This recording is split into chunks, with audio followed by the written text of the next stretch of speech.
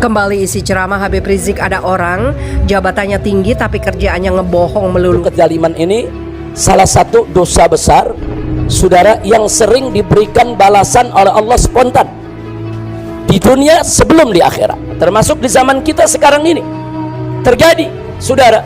Bagaimana ada orang yang dibunuh, dibantai, setelah dibunuh difitnah, kemudian dibuat gaduh, dibikin rusak itu opini kemana-mana, saudara.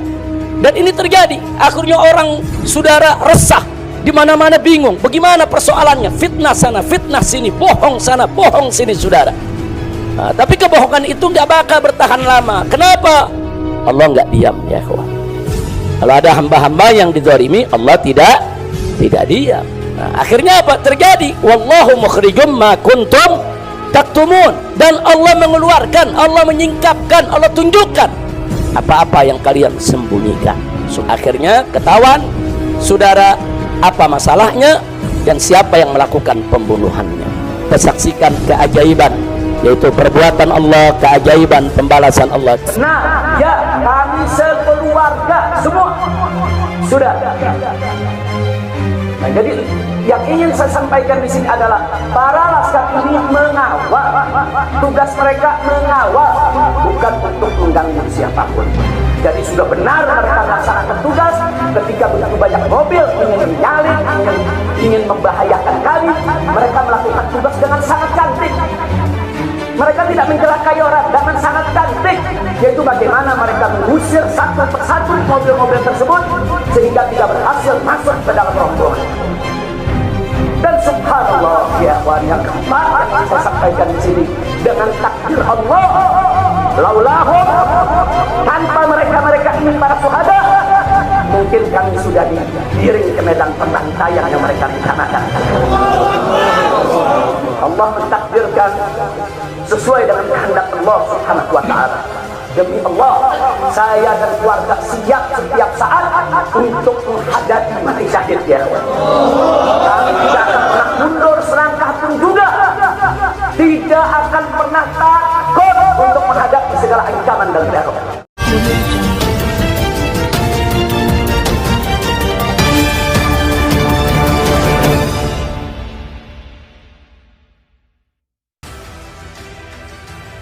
Habib Rizik siap kembali mengisi dakwah di tengah-tengah umat.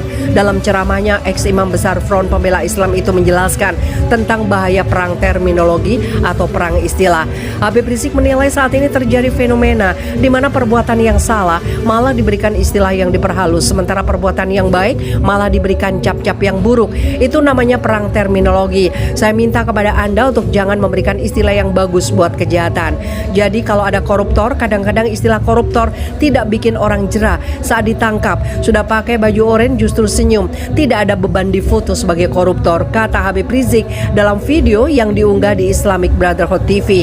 Kata koruptor nggak bikin mereka jerah, cari kalimat yang bikin mereka jerah, umpamanya rampok uang rakyat, rampok negara, begal ekonomi. Nah itu kalau dikasih istilah yang begitu nanti orang jerah, orang malu. Begitu juga soal pelacur. Iya, kewajiban kita ulama berdakwah agar mereka sadar. Kita menyampaikan nasihat yang santun dan lembut agar mereka tertarik meninggalkan pekerjaan busuk. Tapi ada momen tertentu yang tetap mereka itu harus diberikan julukan jangan yang bagus. Kalau dikasih kupu-kupu malam, bidadari kegelapan, pekerja seks komersial, nanti tidak kapok, nanti mereka anggap itu pekerjaan mulia. Maksud saya, jangan lagi ulama, ustadz dan habib capek kita. Jangan lagi saya ini orang yang teriak tuh lonte, hostes, pelacur. Saya tidak ingin Anda ikut teriak begitu. Cuma saya inginkan istilah itu jangan hilang di tengah-tengah kita. Ia juga menyoroti orang yang punya jabatan tinggi tapi hobinya berbohong. Seharusnya pantas untuk dijuluki si raja bohong. Jangan kaget kalau ada orang kerjaannya bangun tidur ngebohong, pagi ngebohong, siang ngebohong, sore ngebohong, setiap hari ngebohong. Udah gitu jabatannya tinggi tapi bohong melulu. Nggak apa-apa kasih gelar si raja bohong. Nggak apa-apa saudara, dalam agama boleh. Kenapa? Karena dinasihati sudah tidak bisa, tetap bohong terus menerus. Kasih nama saudara si raja bohong, si tukang bohong, biang kebohongan. Jangan orang bohong berkali-kali malah dikasih gelar seperti Abu Bakar As-Siddiq, Umar bin Khattab, Utsman bin Affan, Ali bin Abu Thalib.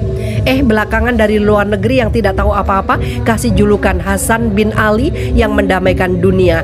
Innalillahi wa inna ilaihi rajiun, jelasnya.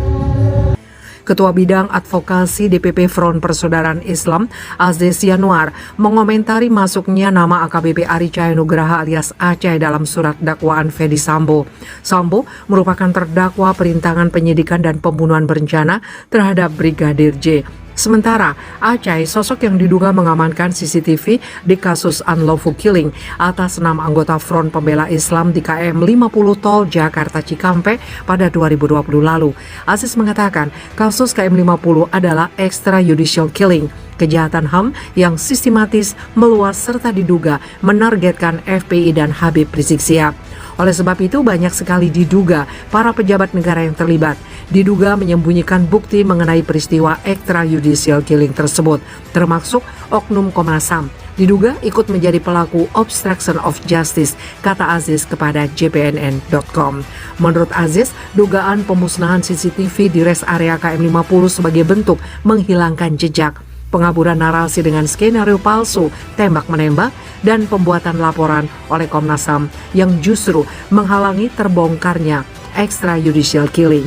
Itu semua menunjukkan unable dan unwilling yang menjadi ciri khas kejahatan HAM yang sistematis dan meluas. Jadi selama rezim ini masih berkuasa, maka sangat kecil harapan kasus KM 50 tersebut dapat dibongkar karena memang unwilling dari para penguasa yang terlibat dalam rangkaian skenario tersebut, ujar Aziz. Walaupun, lanjut Aziz, banyak bukti yang seiring berjalannya waktu bermunculan, seperti keterlibatan Satgasus pimpinan Fedy Sambo dalam memusnahkan barang bukti dan merekayasa skenario tembak-menembak. Pertanyaannya, apakah Bapak Kapolri yang terhormat berani untuk mengungkap ini semua bersama penguasa kita saat ini? Ujar Aziz. Mantan Ketua Front Pembela Islam Habib Rizik Syihab meminta Kapolri Jenderal Listio Sigit Prabowo membuka kembali kasus KM 50 yang menewaskan 6 laskar. Rizik mengatakan permintaan agar kasus KM 50 dibuka kembali itu bertepatan dengan momentum Kapolri melakukan bersih-bersih terhadap anggota yang bermasalah. Kepada Kapolri yang saat ini sedang getol-getolnya membersihkan Polri, petugas-petugas oknum-oknum yang bejat, kami minta supaya KM 50 segera diusut kembali, kata Rizik dikutip suara.com dari akun YouTube Islamic Brotherhood Television. Mantan Imam Besar FPI juga menilai dibukanya kembali kasus KM 50 demi kebaikan Polri. Sebab jika tidak, justru dianggap Rizik dapat semakin menurunkan kepercayaan masyarakat terhadap Polri.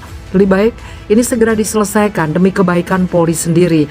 Jangan oknum-oknum Polri yang bejat yang suka membunuh, menyiksa, merekayasa kasus dibiarkan. Jangan Pak, nanti masyarakat makin tidak percaya dengan polisi, katanya. Rizik juga mendukung pernyataan Kapolri di hadapan Komisi 3 DPR RI yang menyatakan siap membuka kembali kasus KM 50 apabila ditemukan bukti baru atau novum. Novum barunya sangat banyak Pak, salah satunya tolong dicarikan di mana CCTV KM 50 karena yang menyitanya adalah orang Bapak, petugas, polisi. Kemudian dalam sidang Sambo menyebutkan bahwa orang menyita CCTV kasus Sambo adalah orang yang sama dengan kasus KM 50. Pernyataan itu Bapak Polri dijadikan masukan. CCTV itu akan mengungkap bahwa laskar di KM 50. Peristiwa KM 50 yang menewaskan 6 laskar FPI terjadi di Tol Jakarta Cikampek pada 7 Desember 2020. Dalam perkara ini, 3 anggota Polda Metro Jaya, Bribtu Fikri Ramadan, Ibda M. Yusmin Orela, dan Ibda Elwira Priyadi Z ditetapkan sebagai tersangka. Namun, Ibda Elwira belakangan dilaporkan meninggal dunia akibat kecelakaan lalu lintas. Dalam persidangan, Majelis Hakim Pengadilan Negeri Jakarta Selatan memvonis bebas Bribtu Fikri dan Ibda Yusmin. Meski Majelis Hakim menyatakan kedua terdakwa terbukti bersalah melakukan tindak pidana penganiayaan secara bersama-sama sehingga membuat orang meninggal dunia sebagaimana dakwaan primer. Namun Majelis Hakim menyatakan kedua terdakwa tidak dapat dijatuhi hukuman karena alasan pembelaan. Mengadili menyatakan terdakwa terbukti melakukan tindak pidana sebagaimana dakwaan primer. Menyatakan perbuatan terdakwa Fikri Ramadan dan Ibda M. Yusmin sebagai dakwaan primer dalam rangka pembelaan terpaksa melampaui batas, tidak dapat dijatuhi pidana karena alasan pembenaran dan pemaaf, kata Hakim Ketua Muhammad Arif Nurianta.